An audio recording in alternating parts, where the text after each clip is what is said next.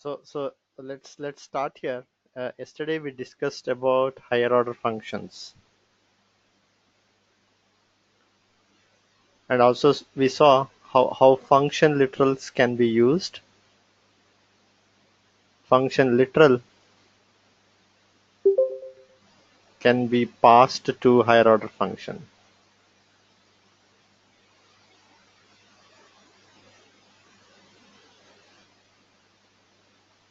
Also we saw shortcuts.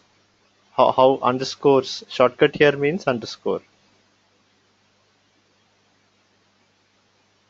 Underscores are being used.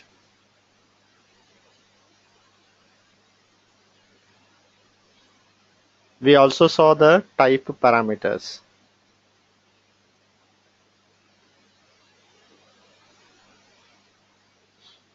So type parameters are nothing but making your function more generic with respect to the types.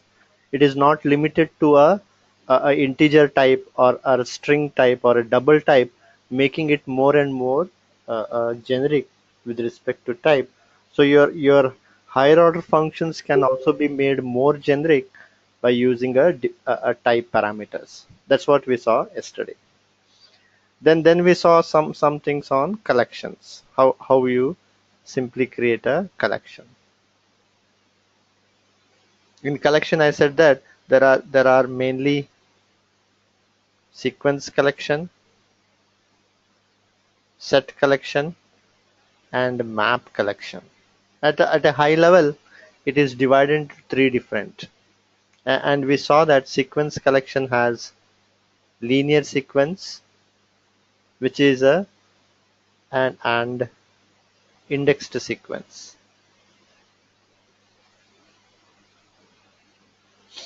So linear sequence, as I said, the memory is not allocated contiguously. It is implemented internally as a linked list. Indexed sequence, I said that it is a contiguous memory allocation. Hence they call it as a indexed. You index you refer the elements through index. You just know the base address of the memory, then you just keep on adding the byte offset so that you can access the data there. So indexed sequence, I said that it is good for random access. Linear sequence is not good for random access.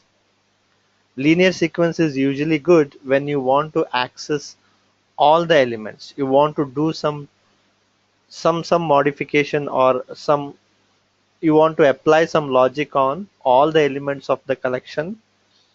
So in that case, linear sequence is good. That's the use case of a linear sequence that we will be seeing as we move forward. Now we saw few examples. We saw some simple methods that were available on the collection, just like a head method. Other methods we saw. So we created certain collections, like we created nums collection.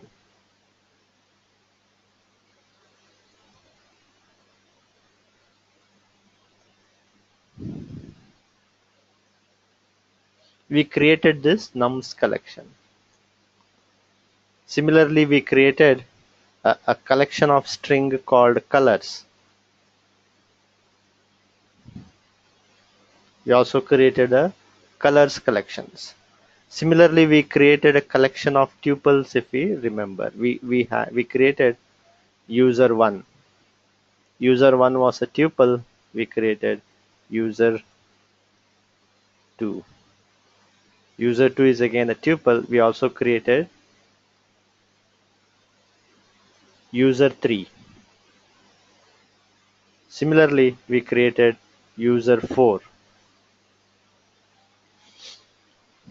Then we created a collection of all these users, which boils down to a collection of tuples. We said val users is equal to nothing but list of user 1, user 2, user 3, and user 4. So such type of collections we created. Then we saw some simple methods like head method, tail method, init method, last method, a drop method, take method. So a lot of methods are there.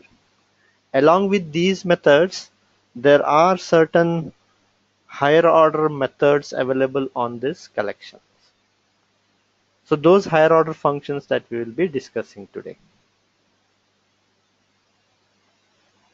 So those higher order functions are nothing but there are other higher order functions are also available. We will be discussing the main higher order functions like map higher order function,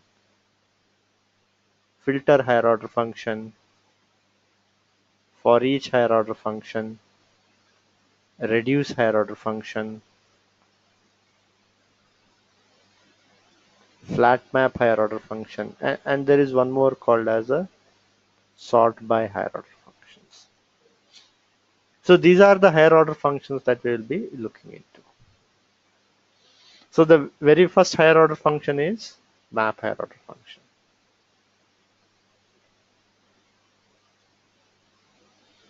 Now let's say we have a collection. So I will generalize it now. I will generalize it. I will just say collection of type.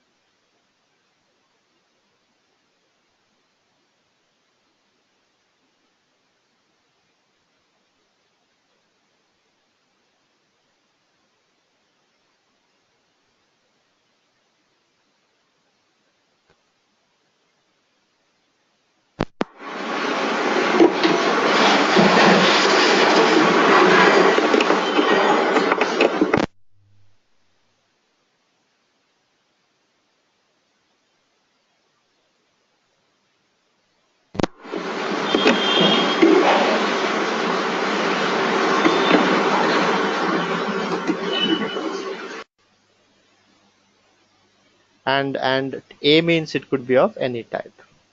So on that we have our map higher order function. So when I say a higher order function means it takes a function as a parameter. So this higher order function will take a function f, and that function takes a type A. When I say A here, I am saying that if the collection is an integer, if it is a list of integer, this function will also take an integer and it will return some other type. Map higher order function is a function that takes a function. This is how you define a function data type. It takes a function and that function takes a input parameter that function takes an input parameter. That input parameter data type is same as the collection type, and it returns some other type. It returns some other type, and finally it returns a collection of type B. So this is what the syntax of map higher order function is. The idea is this. The idea is this. The map higher order function works on a collection. It works on the elements of the collections, and it will give a new collection, and it will give out a new collection, or it will return a new collection based on what logic you are passing as a parameter to that map hierarchy function. So just to give an example, I mean you have to write some logic here. We have to pass some function. That function, this function is called for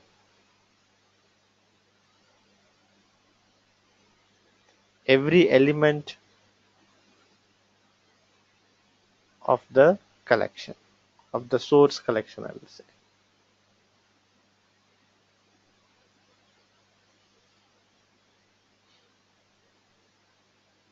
This function is called. That's the reason we have the type as A. That's the reason the input parameter type is A. If the collection is an integer, so collection is an integer, so this function will take each element of the collection, and it will transform it to something else. It will transform it to something else. Let me give a example here. Probably the syntax will be clear after that. So here we have a problem. We have colors collection. So we have a colors collection. I want to get the size of each string. I want to get the size of each string. So size of green is what? Size of green is 5. Size of yellow is 6. Size of blue is 4, and size of red is 3. So I want the length of each string in the collection.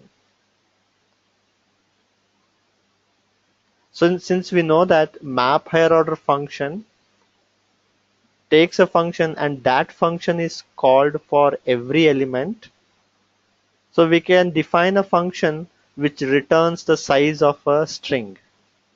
So I can say, let's say define a method called getSize, which takes a string and returns the length of the string. S.size will return the length of the string. So we can check this. If I say getSize of, let's say, Scala here, we will say that length is 5. Simple function.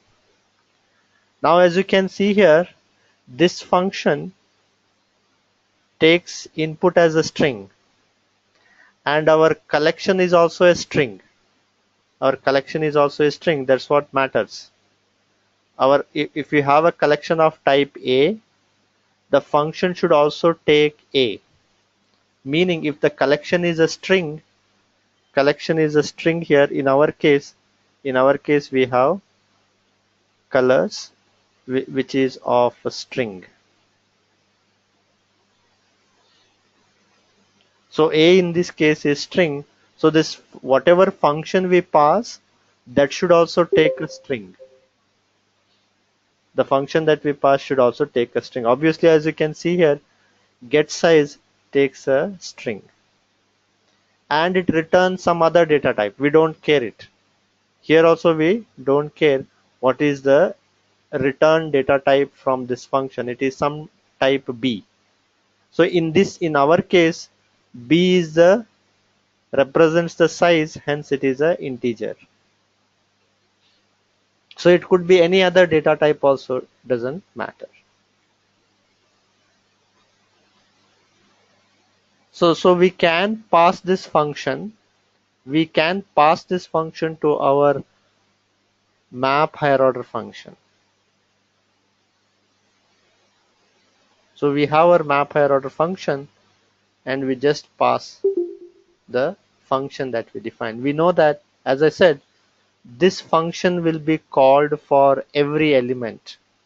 As I said, this function will be internally, the way the map higher order function is defined is internally it will call this function for every element. So whenever it calls for green, it will return 5. Then it will be called for yellow, it will return 6. Then it will be called for blue, it will return 4. Finally, it will be called for red, it will return 3. And that all the return values will be put in one collection, and finally a new collection will be returned. So we can store it in some variable, some identifier. So that's how the things work. So that's the idea of map higher order function. It is just doing a transformation. It is all about doing the transformation. We have colors like we have green, we have yellow, blue, and red. So this is our collection. Green was mapped to 5, yellow 6, blue 4, red 3.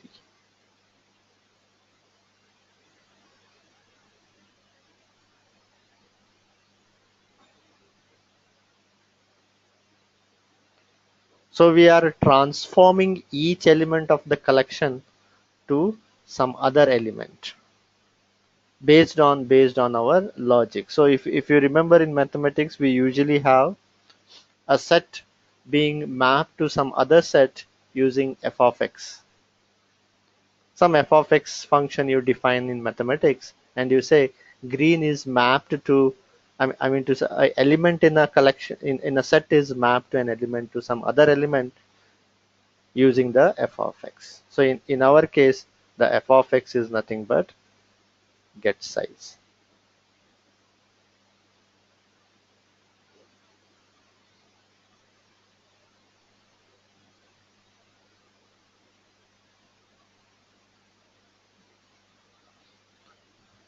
So the bigger idea is nothing but you are transforming every element of the collection to something else. You can give any logic. It will transform each element of the collection to something else based on your logic. You can write any function. Here we have given just a get size function so that we can get size of each element of the source collection. Now let's say I want to get the first character of each element. I want the first character of each element. So I can define a function get first char, which takes a string, and string is nothing but a collection of characters. And the way you access the first element of a collection is this. So it returns the first element, I mean first character of the string. So if I say get first character, if I pass Scala here, s of 0 is nothing but returns first character. Now again I can pass this function as a parameter to map higher order function. Instead of passing size, get size function, I will pass some other function. So here we get G, Y, B, and R. So whenever you want to transform your data from any form to any other form, you use transform your every record in your data. Whenever you want to transform every record in your data, you use the map higher order function. So I hope the map higher order function was clear.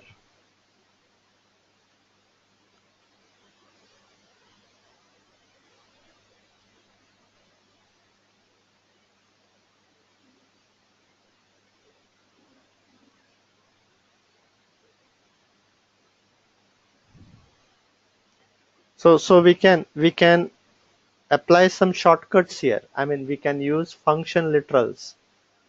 We have seen already how the function literals looks like. So instead of get size, we need not define this function, we know that. We directly use the function literal. So how does the function literal looks like?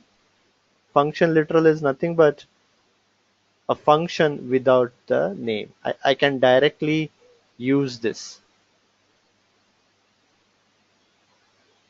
I can directly pass this as a parameter. Only difference is arrow mark. It will give the same result. We also know that we need not specify the data type here. We just can say takes a function takes a parameter s and s dot size. We also know that if the body of the function if the body of the function in the body of the function, if it is only one expression and the input parameter is not repeated, we can replace the whole thing with underscore. So intuitively you can think of, so if you want to uh, if you don't want to apply the logic and see here, you can just imagine like underscore is each element of the collection. Underscore is each element of the collection. Now since underscore is the element of the collection, it is in this case it is a string, so we just say string dot size. So this is how we apply the shortcuts. This is how we apply the shortcuts. Now what it will look like for get character, how it will look like for if I want to get the first character of each element.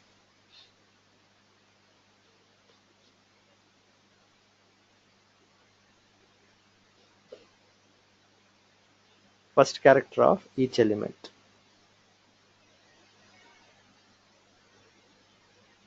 So I will just say,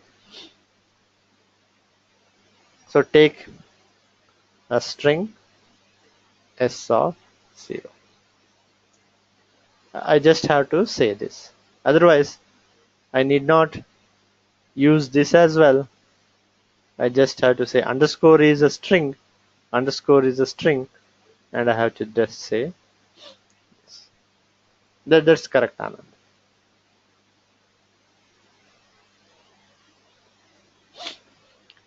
So here the idea here is you can write any logic.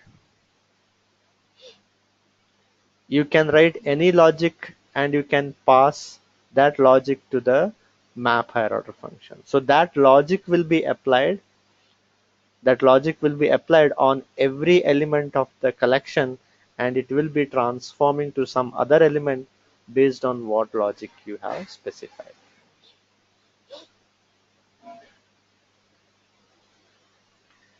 So if I take the example of users,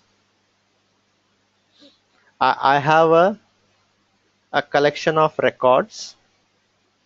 I have a collection of records. You can imagine this list collection is something like this.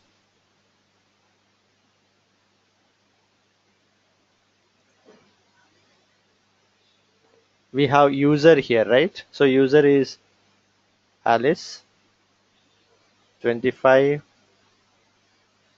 BLR 10K, John 24,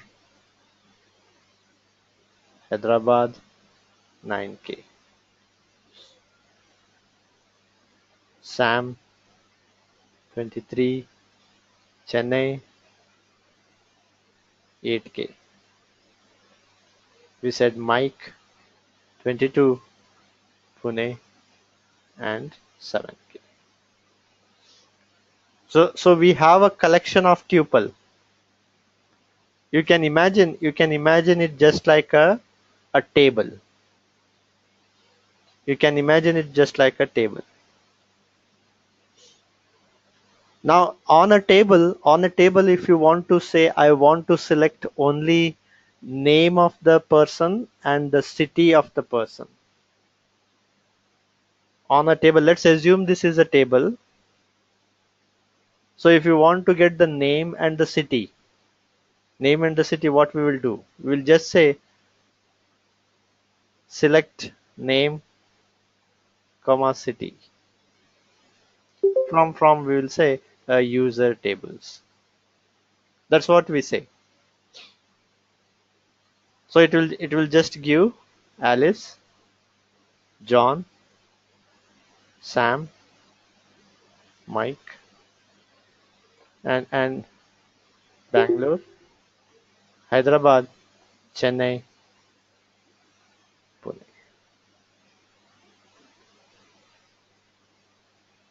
So as you can see here, when you say select these things, it is all about we are transforming each element of the collections from some form to some other form. Each element, this is one element, this is one record. This whole thing is one record. That one record has been transformed to some other type of a element. So you can compare a map higher order function to a select in RDBMS. Just for comparison, it is all about the same thing. Select also does transforms each element of a table, each row of a table to something else. Map will also do the same thing. It will transform each element of a collection to something else based on what logic you pass to the map higher order function. So if I have to get only the name and city from our users collections, how do I write that? I have users collection now. I don't want the age and salary. I just want name and city. How can I? What do I do here? I can, for understanding purpose, split may not be used. Split may not be used here. For understanding purpose, what I will do is I will define a function. As we know that we need not define a function. We can directly use the literal, or we can directly use the shortcut underscore. But for sake of understanding, I will define a function which can be passed as a parameter to map higher order function. Now I will say get name city. Some method, some function I will say. Now as I said, the data type, the input data type of this function should be same as the collection. Now collection data type is a tuple. This function in data type should also be a tuple. So I will just say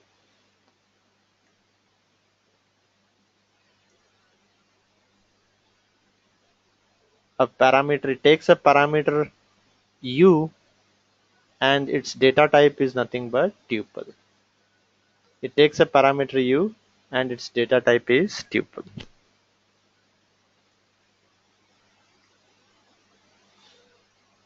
So u is a tuple.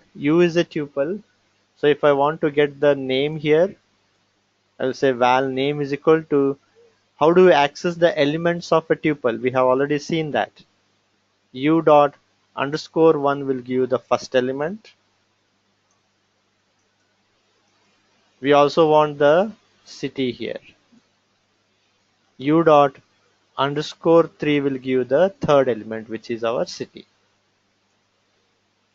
So we extracted the name and the city, but we have to return something. We have to return the name and the city. How can we return two different data types together? Again, tuples comes to our rescue, so we can return name and city. Right, as simple as it looks like.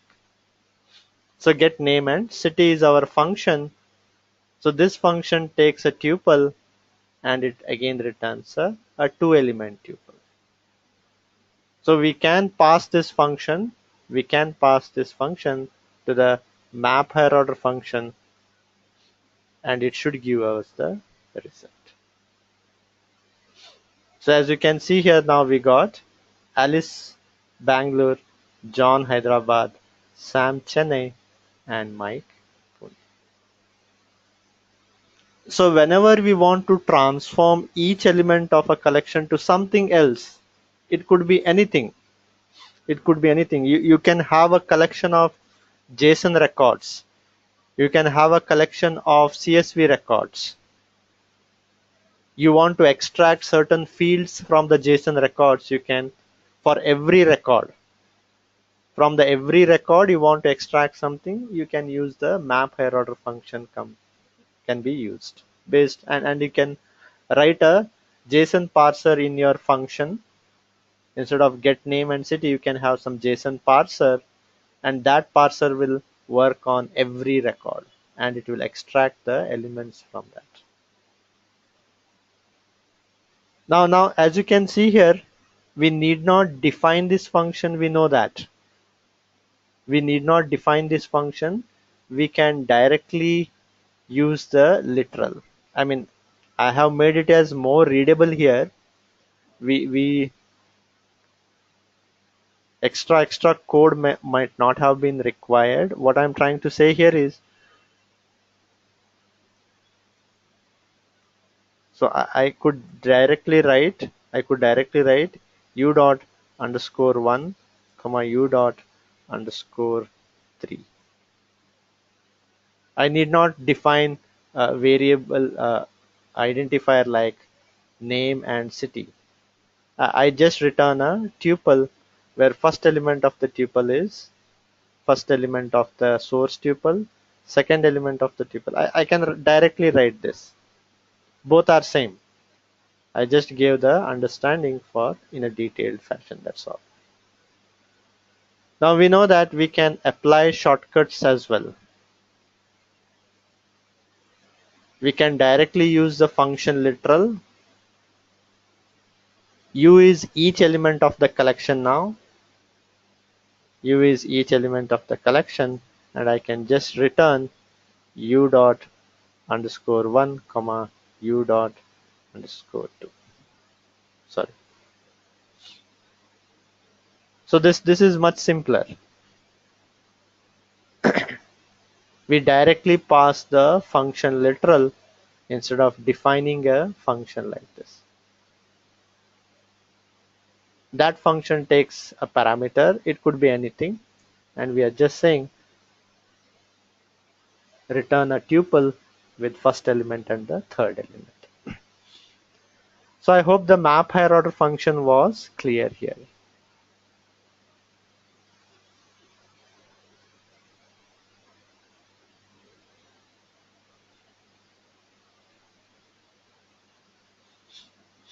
Here we cannot use the shortcut.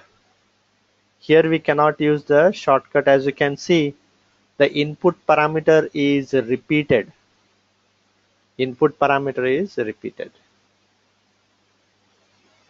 If at all we wanted only the name, we want only the name of the users. We want only the name of the users.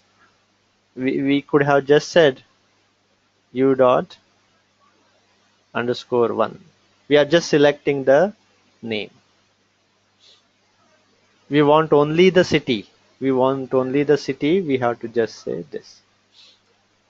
So here we can apply shortcuts. Here we can apply shortcuts because input is used only once. So this is nothing but get only the name, get only the city.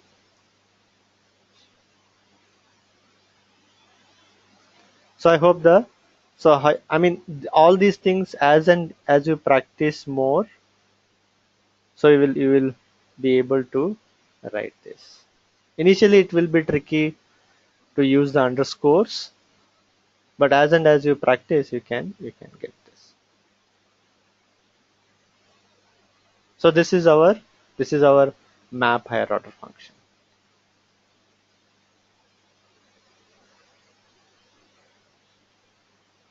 Now in a similar fashion we have our filter higher order function.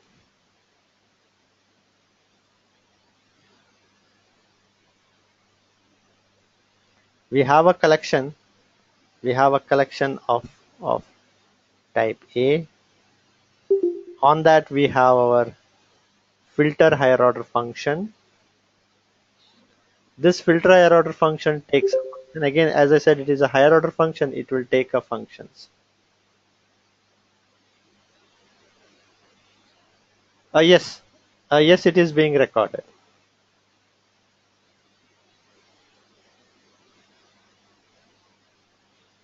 So filter higher order function also takes a function. So this function again takes the same type as the collection type because this function will be called for every element, and it returns boolean. The function that we pass to the filter higher order function, it must return a boolean. And finally what happens? Finally this filter higher order function returns a collection of type A itself. Here filter is not used to transform the data. Here filter is not used to transform the data. Here filter is used to remove some records from your collection. When you remove some elements or records from your collection still remains the same type. If you have a list of integers, if you remove some few elements from that collection, it will be still a collection of integer or a list of integer. So it will just remove few of the elements. So based on what it will remove, so we know that boolean can be true or false. If at all this function returns true for the input parameter, which is a element of a collection, if for the element of the collection, if this function returns true, then that element will be collected in the destination collection. If the function returns false for some input, so that element will be discarded from the destination collection. I mean to say here you can write any logic. So just say you have a data of records. Some records are good records, some records are bad records, and you want to filter out bad records based on some logic. If a particular field has null, then you return false. I mean you want to filter out if a particular field is null. So if you want to eliminate that record, then you have to return false. Otherwise you have to return true. So here for example, let's take the example here, it will be much clear. So I have colors example. Now let's say I want to get all the elements whose size is greater than 4. I want all the elements whose size is greater than 4. We'll assume that whichever is less than 4, the length is less than 4, are bad records. Just let's assume that whichever string's length is less than or equal to 4, it is a bad record and we don't want such records. So obviously we can define a function.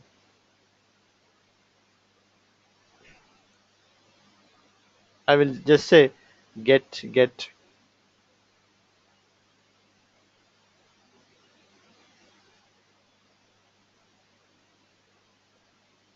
some function. I will say get good color. So it takes a string and we will just say s dot size should be greater than 4. So as you can see here, this function takes a string and returns a boolean. It takes a string and returns a boolean. If the size is greater than 4, it will return true. If the size is less than or equal to 4, it will return false. So which matches the data type of the filter higher order function. So filter higher order function takes a function which takes a parameter whose type is same as the collection type. If the collection is a string, that function should also take a string as the input parameter and it should return a boolean. As you can see, our get good color matches the data type. It takes a string which is same type as the collection type and it returns a boolean. So obviously we can pass this function to filter higher order function.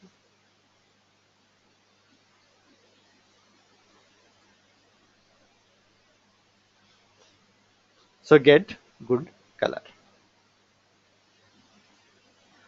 So as you can see here, for green for green the size is 5, which is greater than 4. It returns true. So this function returns true for green. It returns true for yellow. Hence both are collected in the destination collection. Others are not collected in the destination collection. So filters are all about filtering some of the records from your collection. You can imagine like filtering some of the rows from your table. Using some where condition, you filter some of the rows from your table. In a similar fashion, we can filter some records, elements from your collection using the filter higher order function. So let's say, so we can also apply the shortcuts here. We know that we need not define this function. We can directly use the literal of the function.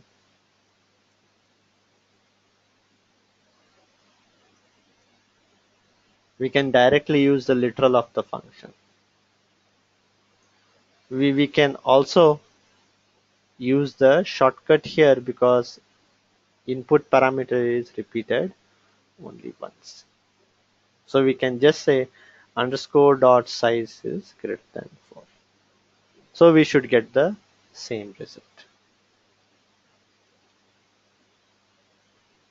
So I hope the filter higher order function is also clear.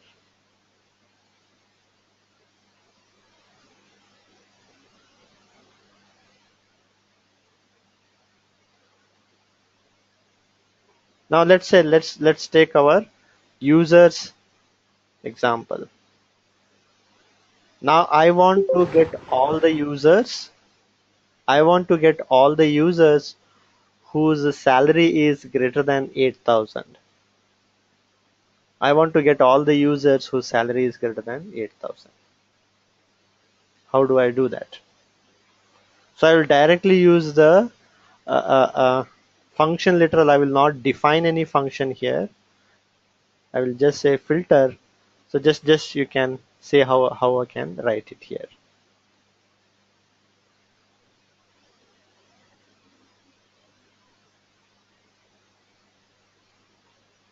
What will come here? I want all the users whose salary is greater than 8,000.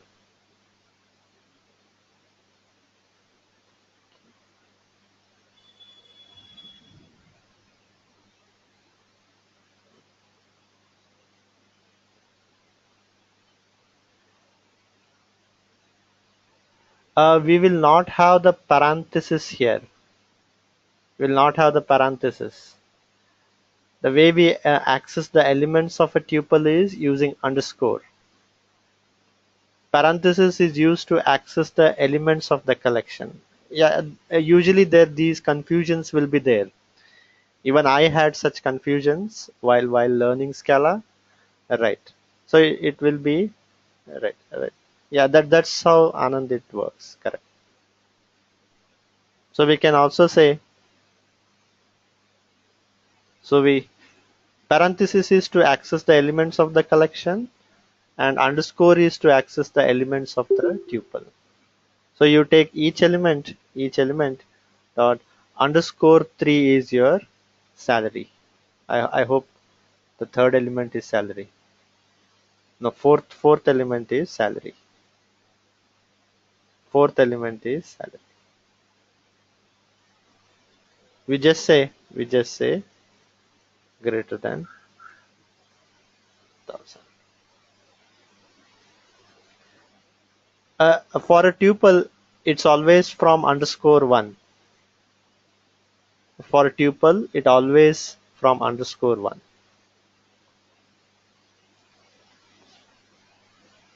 So as you can see here,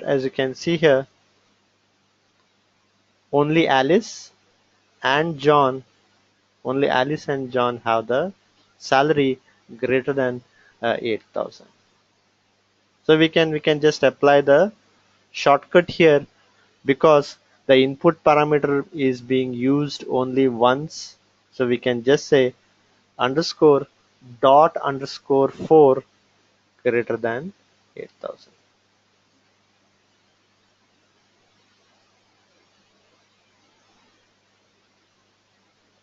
So we can apply in this fashion. So that's our filter higher order function. If we are filtering certain records, I mean here I'm giving some simple example. Let's say it is some JSON records or some CSV records or some XML records.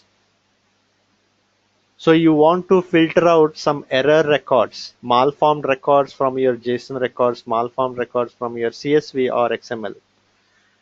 So in that case, you will be writing a JSON parser or a XML parser or a CSV parser. So what you will do, you will parse your record. If it is a good record, you will return true. If it is a bad record, you will return false. And then pass that function and then pass that function to the filter higher order function. So filter higher order function will take care of calling that function for every element or every element of your collection, every record of your data. We can imagine in that fashion. So you have to just return true or false. That's all from your function. So that's the filter higher order function.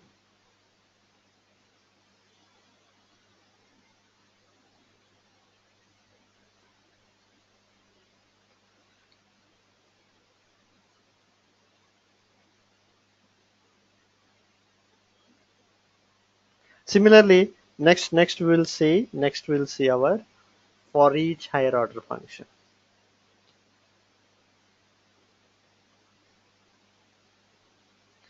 So whatever I said, the CSV parser, whatever I said, that we will see when we move to Spark. As we move to Spark, we'll be seeing the processing of the data, so that we will be seeing there.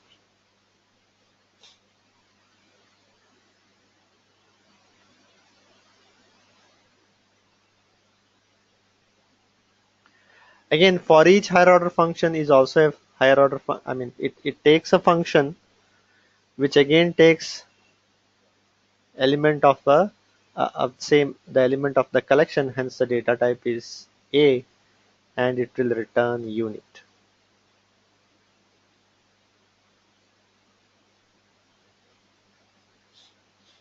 Now unit means what? Unit means there is no return value from this function. Nothing is being returned, so hence Hence it is a mutability function. Hence it is a mutability function. I mean, it is not just print, you can do any mutability.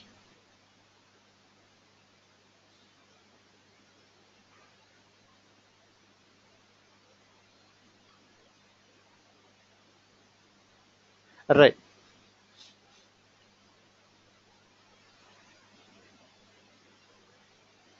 So map and filter are immutability functions. Map and filter are immutability functions. It takes a collection and it returns a new collection. The original collection is not modified and it also returns something. Since it returns something, it is a immutability function. So if at all you want to save the elements of the collection to some external storage,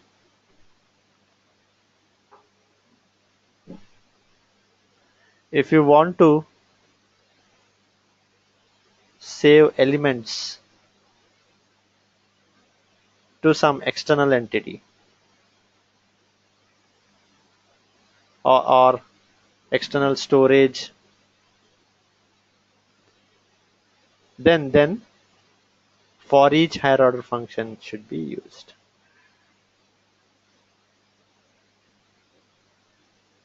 Because for each higher order function is a mutability function. So there is a separate function for doing mutability, a separate function for immutability. That's what all is this functional programming language.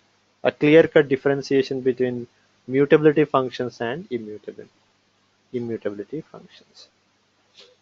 So whenever you want to save the elements of a collection to some external entity, we always use a for each higher order function. So those actually saving to external entity we will see in Spark. Here we'll just use the print function. Because print is also a mutability function, it updates the console, it writes to the console. So we can use our print, because print, if you see, it takes the same element of the collection, print returns a unit. So I can pass println function to our for each higher order function. So on colors dot for each higher order function, it is same as map higher order function. That function that you pass will be called for every element. Whatever function you pass, it will be called for every element, just like map higher order function, just like filter higher order functions. The only difference is it will not return anything, hence it should be used for mutability purpose. Here we are updating the console, or we are writing to the console here.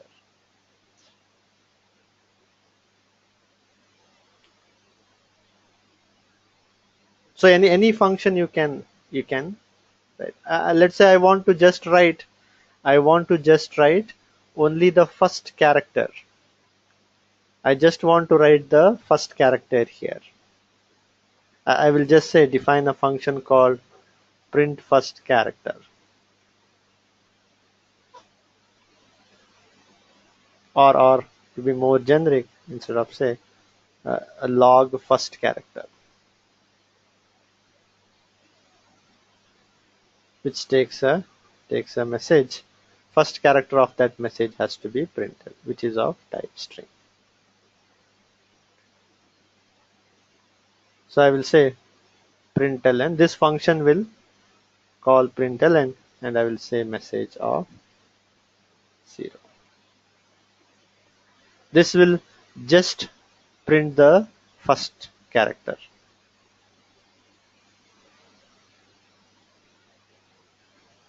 Now we can pass this function, because as you can see, this function takes a string and it returns a unit which matches the for each higher order function.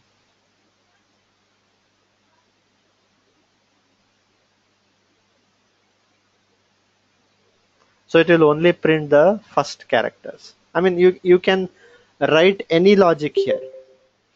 What I'm trying to say here is What I'm trying to say here is you can have a function called save to file. You can have a function called save to db. You can have a function called save to message queue.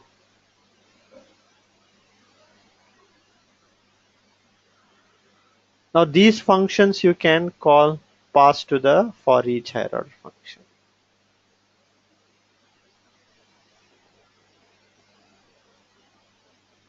Or if you want to save it to the db, you can call the save to db.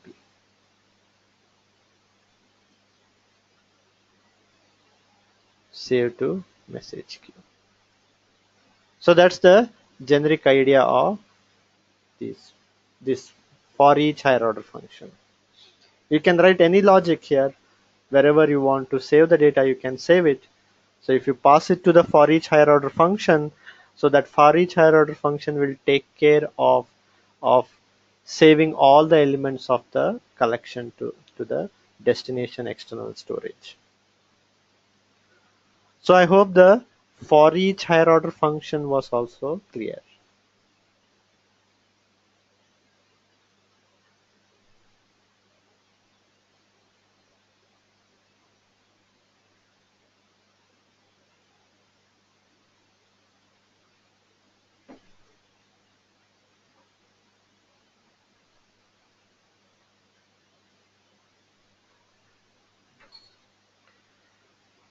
So next we have one more higher order function.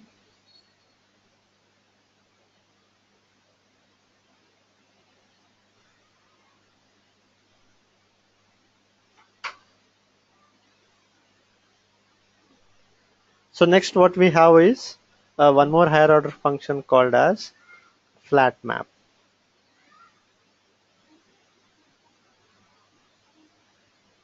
Flat map we'll see later. First we'll see the reduce higher order function.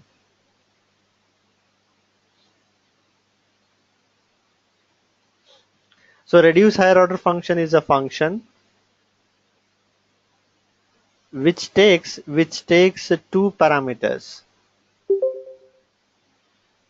and both the parameter data type should be same as the collection data type.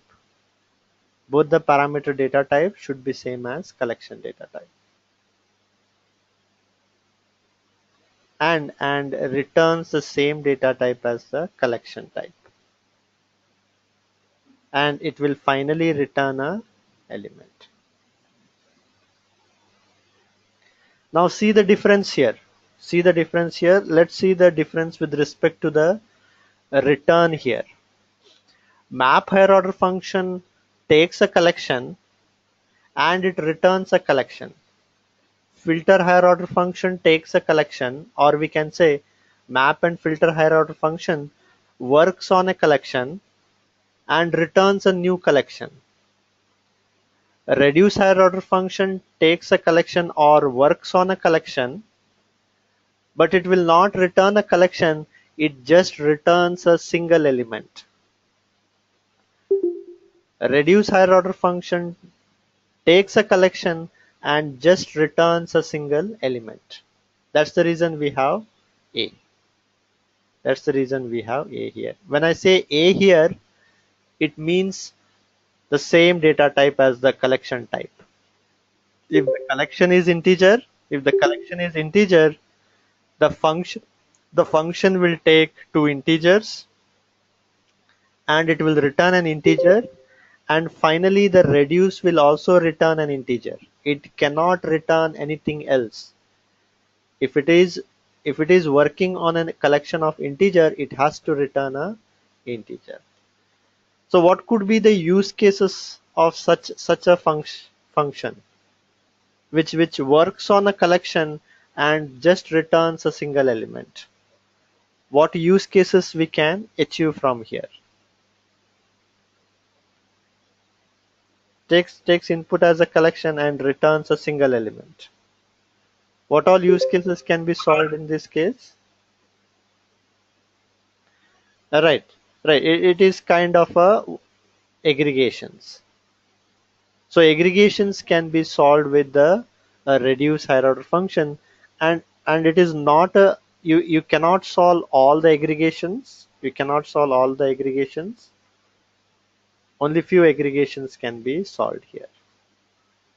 It is not a generic way of solving the aggregation. Certain aggregations can only be solved. So you can compute the total sum of the elements of the collection. You can get the min of the collection. You can get the max of the collection. You can you can get the total product of all the elements of the collections. You can concatenate all the elements of the collection if at all it is a string collection. So anything which is kind of aggregation, not everything can be achieved, only certain things can be only achieved with the reduce. Now let's take for example, how it things works internally. Let me define a function. I will define a function called sum.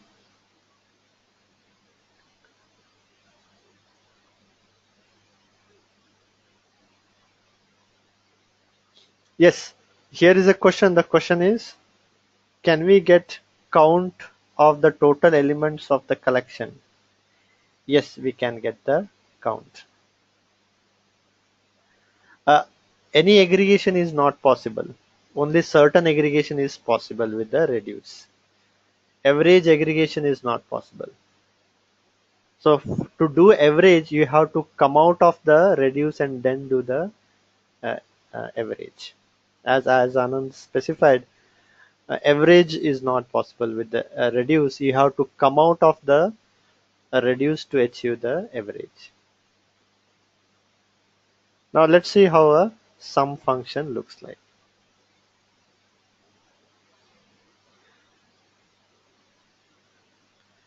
We have a function sum which takes two integer x comma y, and I just say x plus y here. So this function takes two integer and returns an integer. Now if I have a collection of integers, so I can pass this function to the reduce higher order function on that collection. So if you see here, we have a nums, we have already defined a nums collection, which is a collection of integers. This is a collection of integer. This function also takes two integer and it returns an integer which matches the data type. The function that we want to pass to the reduce higher order function should take the same type as the collection type, must return the same type as collection type. In our case, it is nums. Nums is of type integer.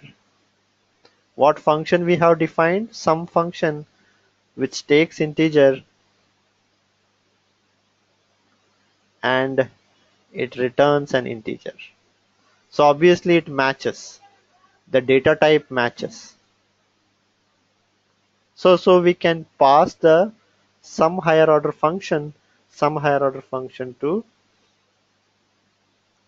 the reduce higher order function. Sorry, we can pass the sum function to the reduce higher order function. So on the nums, you will call the reduce higher order function, and I will just pass our sum function, which is nothing but this function we are passing, and let's see how it works. So we got the total sum as 22.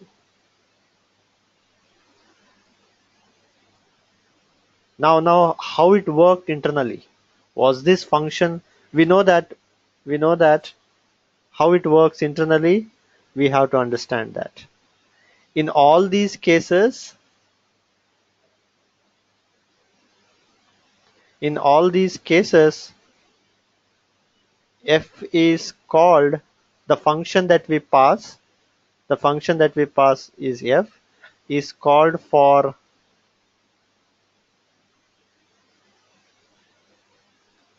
every element of the collection.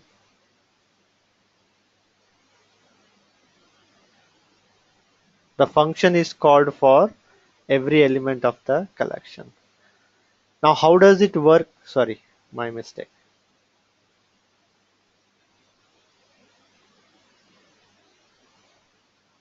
Only up till the for each I am saying.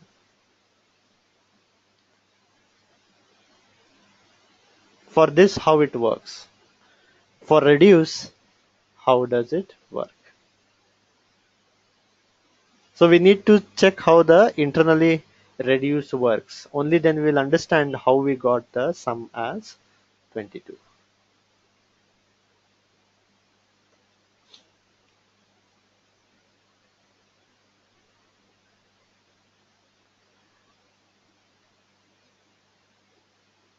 No, as of now there is no key here. Nothing is there. No key and no value. So it is just a aggregation. There is no key and value as of now. The key and value concept will come with the Spark. It is just a collection of integers. So we have our nums as a list of 4, 5, 6 and 7. What we did here, we said nums dot reduce, and we passed some function. So before I could explain here, let's come back to the console and apply our function literal. We know that we need not define this function. We need not define this function. We can directly apply the function literal. So we can just say it takes two parameters x comma y, and it does x plus y. So we are applying the function literal. Instead of defining this function and passing that as a parameter, we just pass the function literal. Now if you see the body of our function, the input parameters are not repeated. Input parameter x is used only once. Input parameter y is also used only once. So we can use our shortcut as well. We can just say underscore plus underscore. So which will give you the same result. So we can just say underscore plus underscore. Now we have to see how this internally works. How does this internally work? To understand how it internally works, we will take the help of function literal syntax. We will take this syntax to understand how it internally works.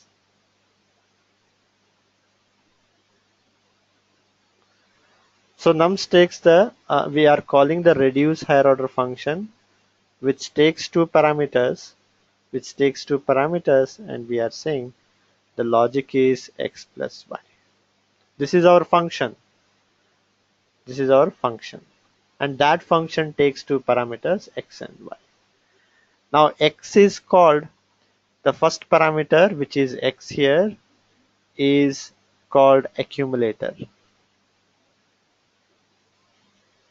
and it is always initialized to the first element of the collection.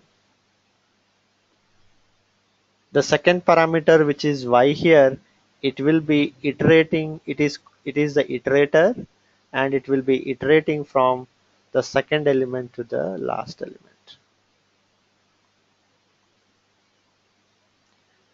First parameter is your accumulator. It will be always initialized to the first element of the collection. Y is the iterator. It will be iterating from the second element to the last element. And we have our logic here. So once you evaluate this logic, that return value will be stored back in the accumulator.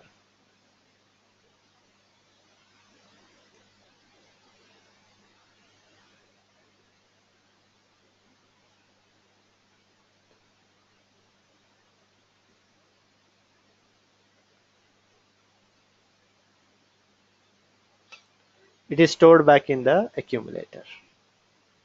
So that's how the reduce internally logic is written. The reduce logic is internally written in this fashion. So initially how it will be: x is equal to 4, y will be iterating from 5. So y is equal to 5 now. Then what we are doing, we are adding both the elements x and y, which we get as 9.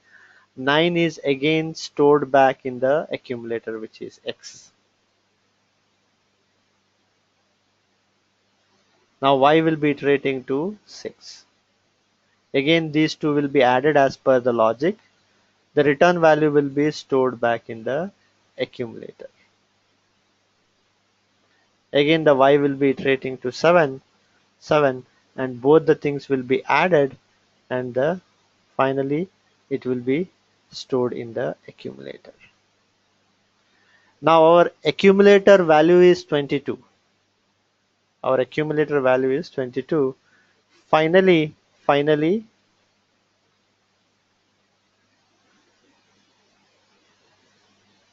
accumulator is returned from the reduce function.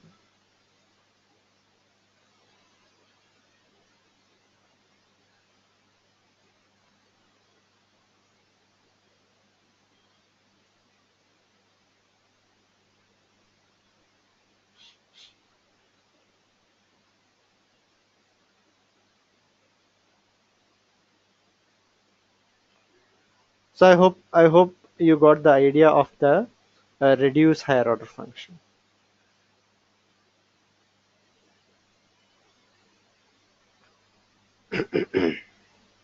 So this is how the reduce higher order function internally works.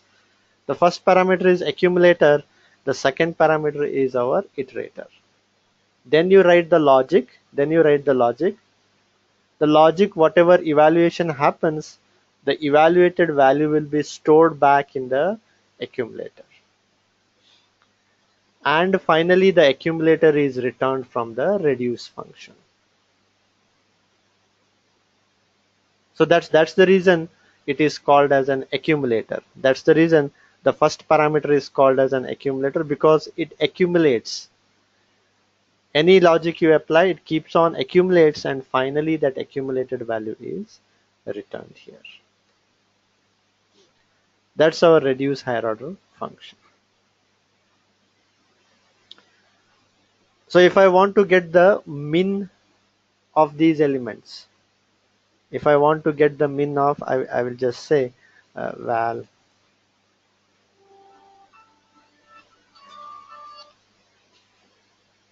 sorry for that.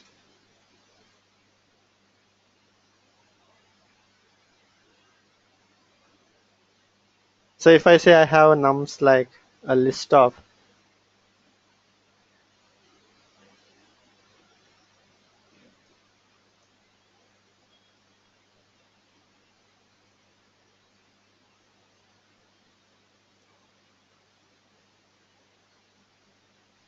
so I have a collection of this. Now I want to compute the min here. I will compute the min here. Just I'm sorry for that.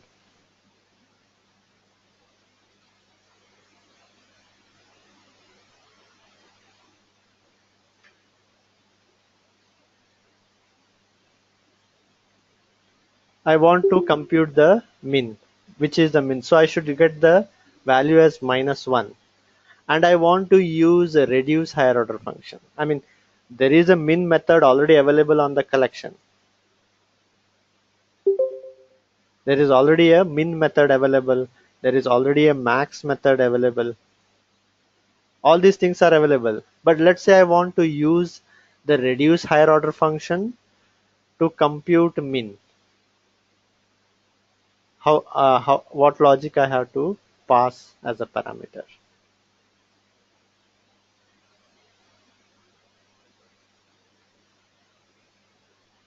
how would I pass the logic? So just for understanding purpose, I will define a function.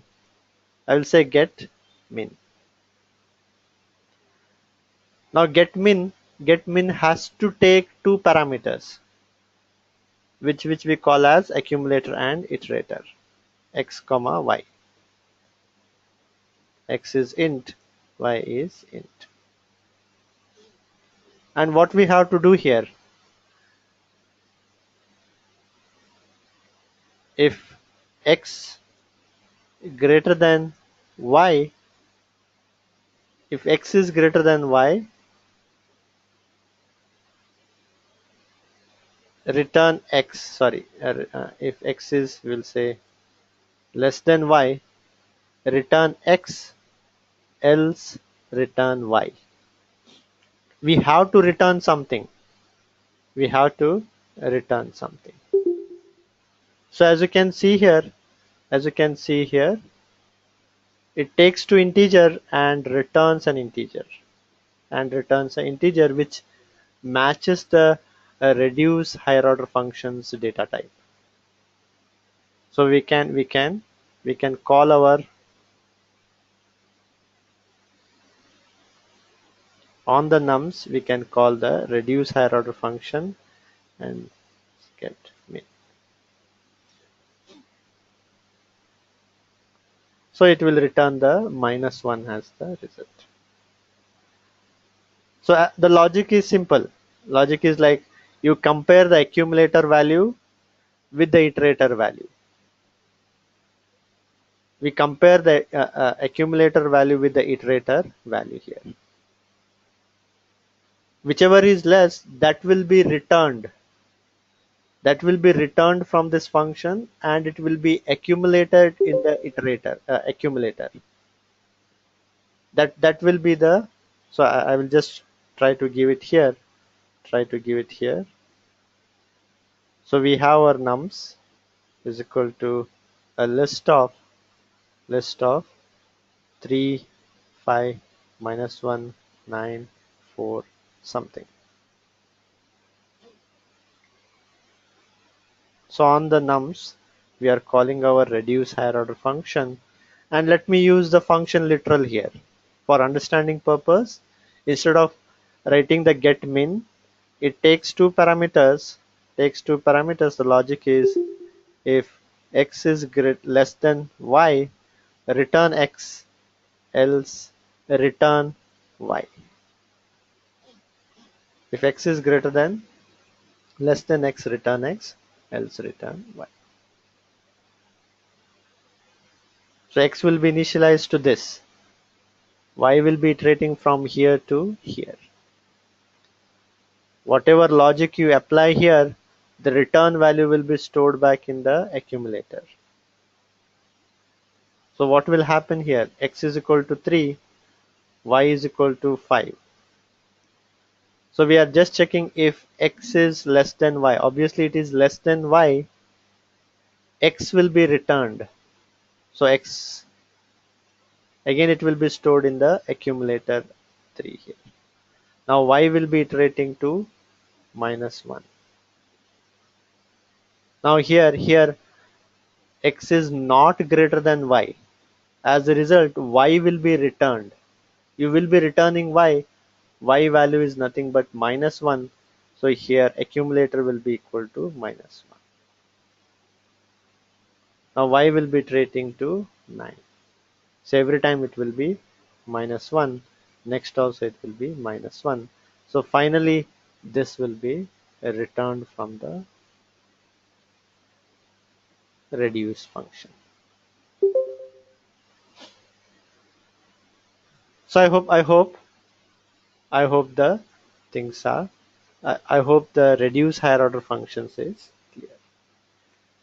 We do have some examples on Spark also, and I will explain more and more on as we move on to Spark. Other use cases are also there. If you want to union your data set, you can union your data set using the reduce higher order function. programmatically you want to union multiple data set, so you can use the reduce higher order function. I have an example, I will showcase that as well.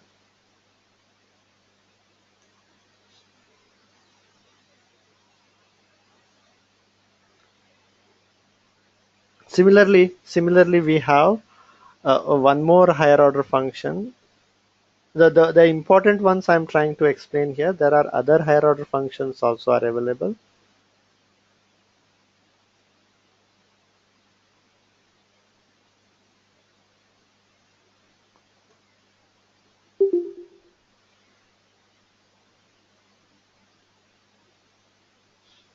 SortBy is a higher order function. Again, it takes a function and it returns some other type.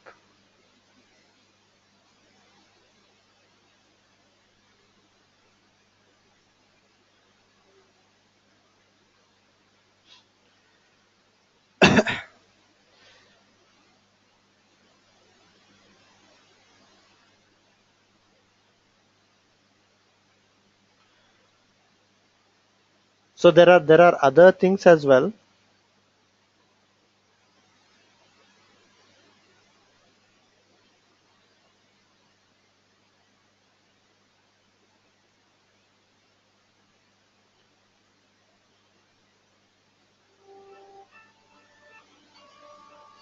One second. One second.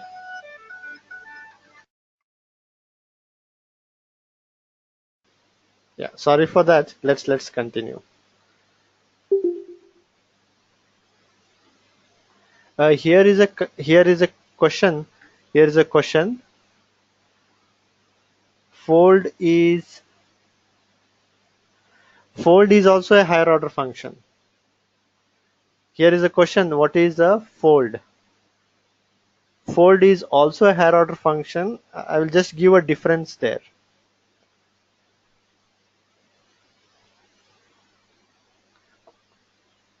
We have a fold higher order function. Fold is similar to reduce. As you can see, the name itself specifies. If you see the reduce name, it reduces the collection to a single element. Fold is also same thing. It folds the elements of the collection to a single element. You fold it to a single element. Now, what is the difference between fold higher order function and the reduce higher order function? So reduce higher order function, we know that takes a function of type A, I will say. Our collection is of type, I am assuming here, and returns a type A. And finally it returns a single element of the same type as the collection type.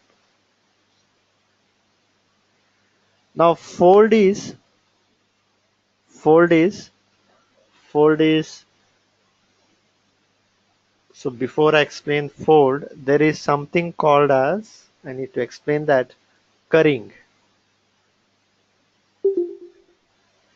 There is a concept called, it is not a concept actually, because there is no use case of the concept. It is a syntax here. There is a use case of a syntax. Now what is currying here? So just to explain that currying, I will just take our earlier definitions like product function.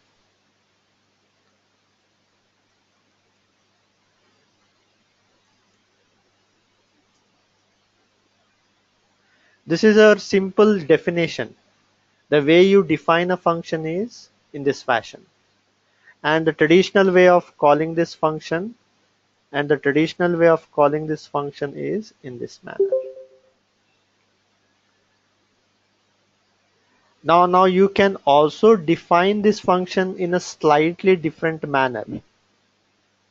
So you can define a function in this fashion.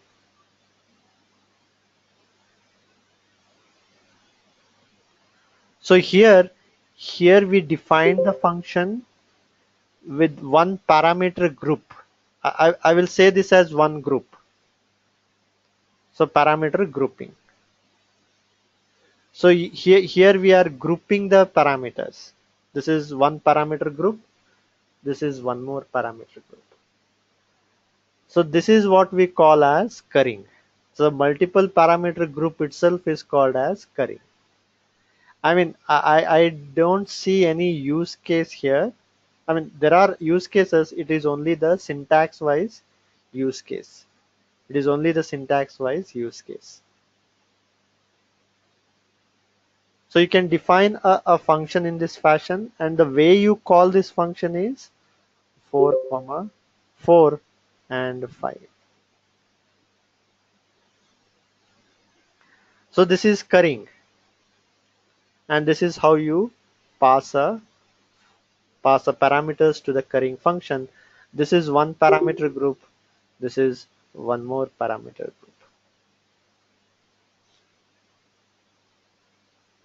The logic and all remains as it is. The logic and all remains as it is. This is just the syntax. I mean, there are other use cases of this syntax that I will show that later. I will show that later. So how it is related to fold. Fold is also a currying higher order function. I mean,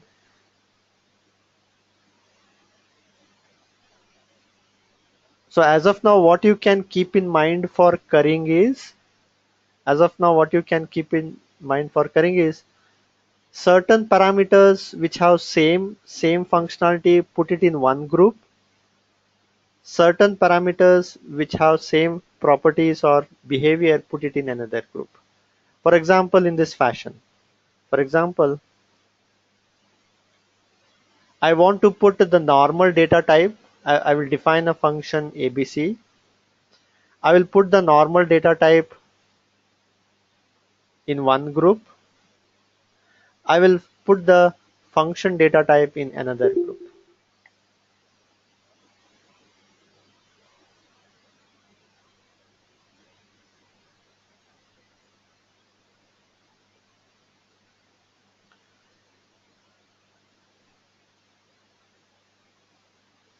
So that's the basic idea here.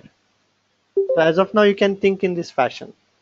So you have this parameter group because you want to group the parameters, similar type parameters, into one group. Simple parameters I'm putting in one group, and function parameters, function type parameters I'm putting in another group. As of now, you can think of currying is about all these things, grouping multiple parameters of similar things into one group. Now fold is also a currying higher order function. Fold is also a currying higher order function where the second parameter group is same as our reduce.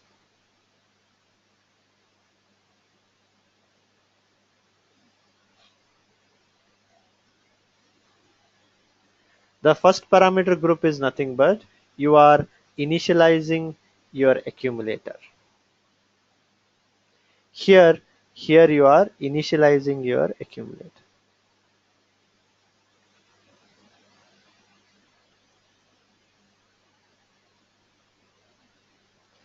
I mean, what was in the reduce? Reduce was automatically initializing the accumulator to the first element of the collection. Here the developer gets the flexibility of initializing the accumulator to any value. It will not be initialized to the first element of the collection. So that's the difference here. So if I have our nums is equal to a list of 4, 5, 6 and 7. So I can say on the nums I can call the fold higher order function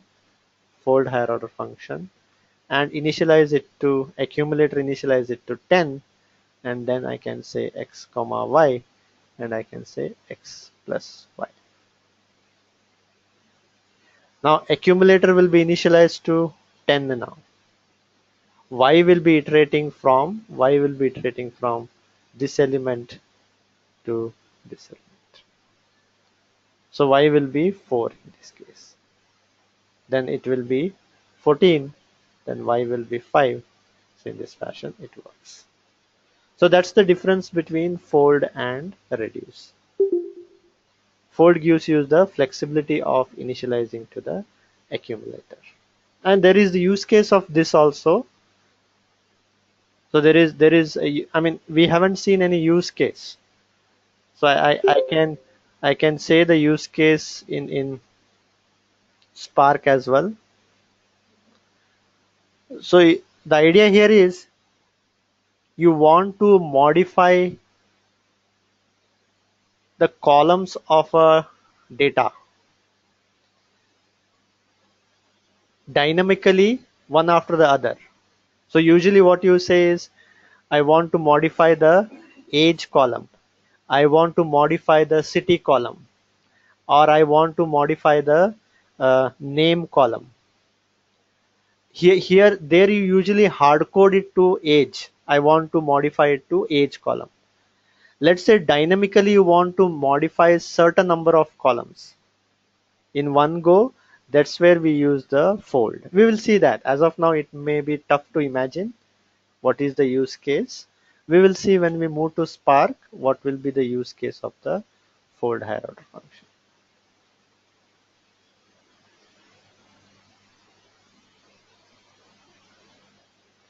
So in a similar fashion, our sort by is also occurring.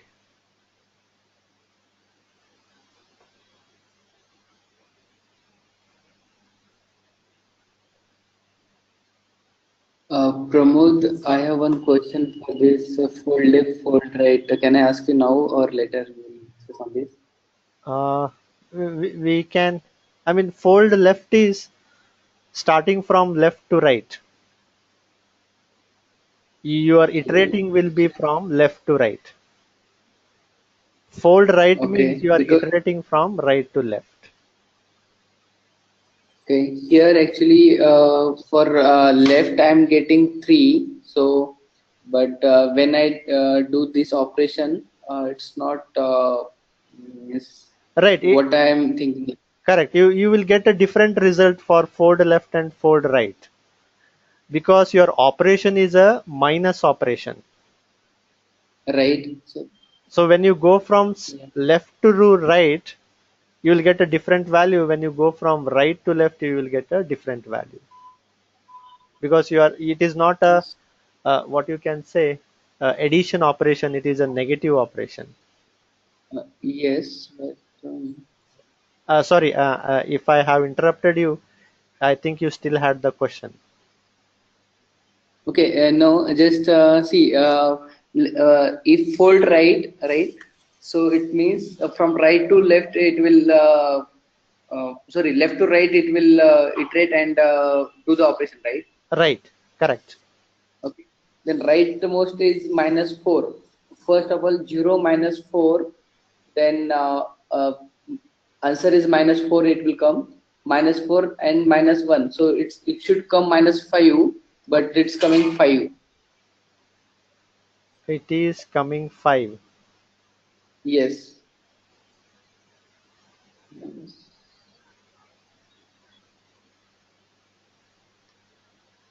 Fold left. But fold left is 3. Answer is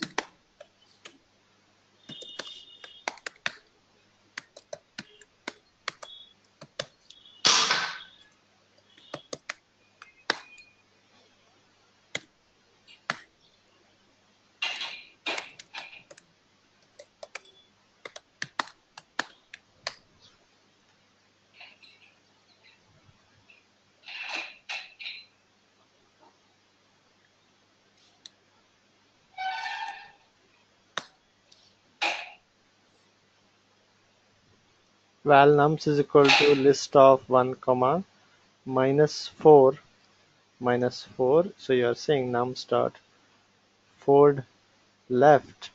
I will. It is also a higher order function with currying function, and here you are just saying underscore minus underscore. So fold left is this. So you are saying fold right.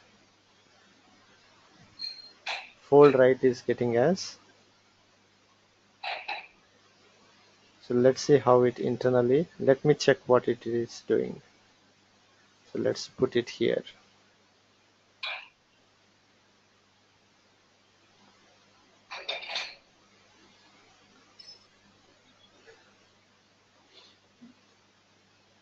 So here it will be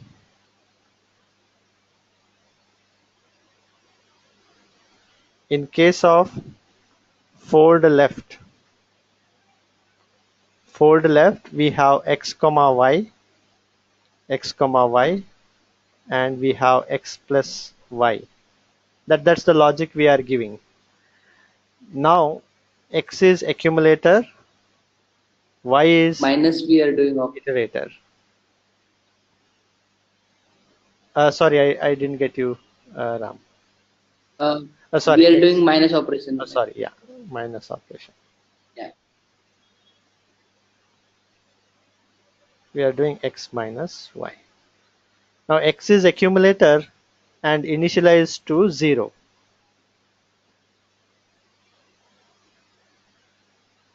We are initializing it to 0 here. So x is 0, y is 1. So we are doing 0 minus 1, 0 minus 1, minus 1, right? Then x is equal to this, comma y is equal to minus 4. So then what we did, minus x minus y, which is nothing but minus 1 minus 4. I mean minus 1, it will become minus 1 plus 4, which is equal to 3. I hope we are getting 3 here. Fold left is 3.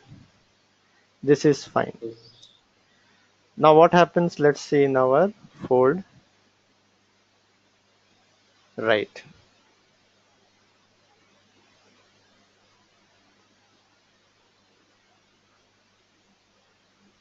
So we have our fold right.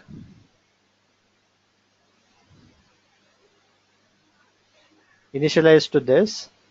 We have x comma y, and it says x minus y. Same logic, no difference. Here y is the accumulator, x is the iterator. Y is equal to 0, y is equal to 0, Okay. x equal to minus 4. X will be iterating from here to here. So y, so what we are doing, x minus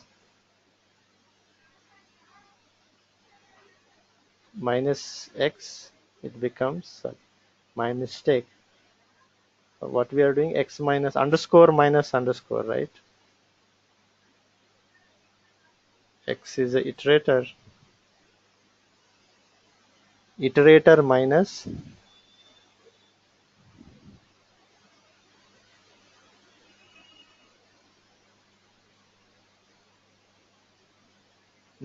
4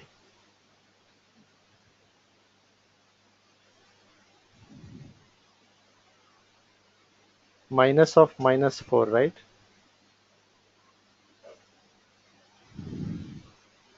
Which Yeah. will minus of minus 4. Minus of minus 4 becomes, I mean, I'm not able to visualize it, but it seems to be coming to 4 minus 0, which equal to 4.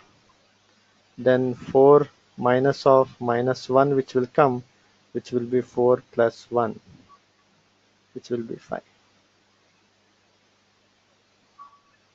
Yeah. I hope it is working fine. Uh, yes. So actually that iterator and accumulator that I was not getting actually. So where like right Yeah, one and left one, yeah. Right, X and Y. right. As Arindan said, it is 1 minus minus 4. 1 minus minus 4. My mistake. But the only thing is it is reversed here. Here, here.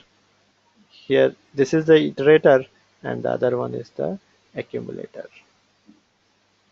Yeah. Thanks. So one thing we'll just see one sort by function here. Sort by higher order function. Sort by higher order function. So again it is a currying higher order function. It is a currying higher order function which takes, let's forget about this currying. It is some ordering of B. So this is a library. It exists in the Scala library. Don't worry about the ordering. Ordering is usually used for sorting purpose. It is a complex class inside your Scala library. So that object is being passed as the second parameter.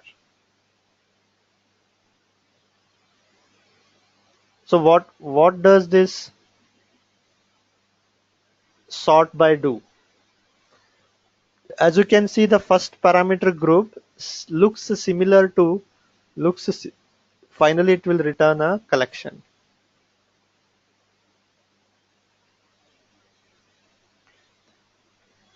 So if you see, the sort by higher order function looks similar to the map higher order function. It takes a collection and returns a collection. Here also it takes a collection, sorry, it returns a collection of type A itself. My mistake, I did the mistake here.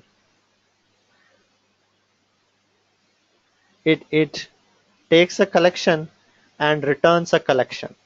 Only it will sort the collection. So this function, you can write any logic here.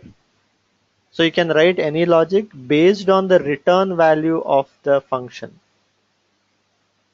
Based on the return value of the function, sorting will be done.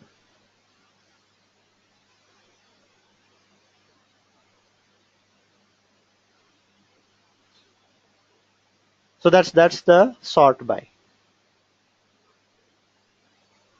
You can write any logic, anything here. Whatever this function returns, that return value will be used for sorting. For example, let's say I want to sort by the length of each string. I have colors here. I want to sort this collection by the length. Red should come first, blue should come second, green should come third, yellow should come last. So how can I sort it? So there I can use the sort by higher order function, and you can pass a function to that which just returns the size. So since we return the size, the sorting will be done on the size. Now I think we already have our get size method. We already have our get size method. So we can say sort by function. We can call sort by function and pass get size. So get size will, we know that it will return the size of each element. Then the sorting will be done on the return value, which is the size. So that's the higher order function. So we know that red, blue, green, and yellow. Again, we need not define the function. We need not define the function. We can just say the literal here. It takes a function. To that function, we are passing a function which returns the size. It just does this. Right. This is what I was trying to ask. Try to achieve how to do it in the descending order. Before I could ask the question, Anand itself asked the question how to do sort in descending. I would leave it to you people. Tomorrow we'll see that how to sort it by the descending order. But try to see that how to achieve the descending order.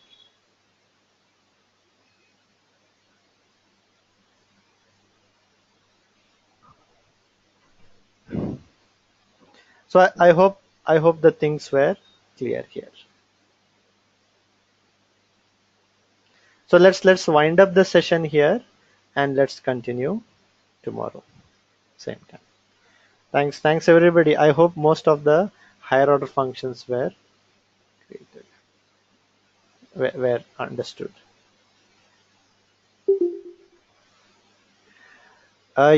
Yes, Deepak. Deepak, your email ID